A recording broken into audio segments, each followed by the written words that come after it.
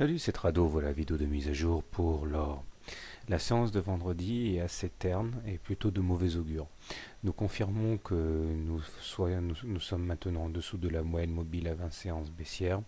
Autrement dit, la séance de cassure du 17 n'était pas fortuite.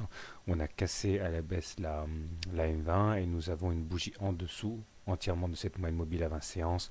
Donc la tendance haussière est définitivement cassée. Pour l'instant, on n'est pas encore en tendance baissière. Pour qu'on le soit, il faudrait que la M20 devienne décroissante, ce qui n'est pas le cas.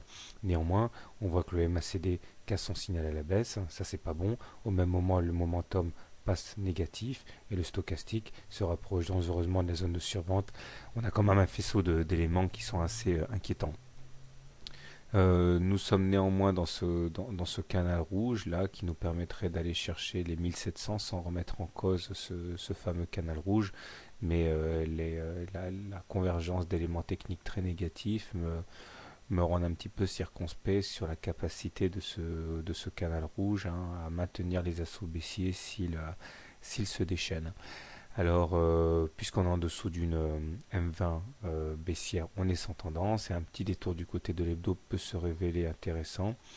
Voilà où on en est en hebdo. On voit que la fourchette Andrews rouge dans laquelle on évolue est toujours d'actualité. Le problème, c'est qu'on s'éloigne de la médiane qui normalement doit être atteinte. Et plus on attend, plus cette médiane devient fuyante. Et si on sort de la fourchette Andrews rouge sans en avoir précédemment touché la médiane, cela pourrait entraîner, c'est mon scénario privilégié, une baisse assez conséquente.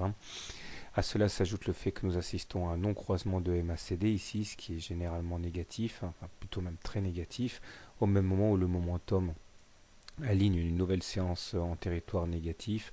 Bon, je ne vous cacherai pas que heureusement que la M7 et la M20 ont retenu les cours cette semaine, parce que là on avait quand même pas mal de choses réunies pour assister à une sacrée débandade.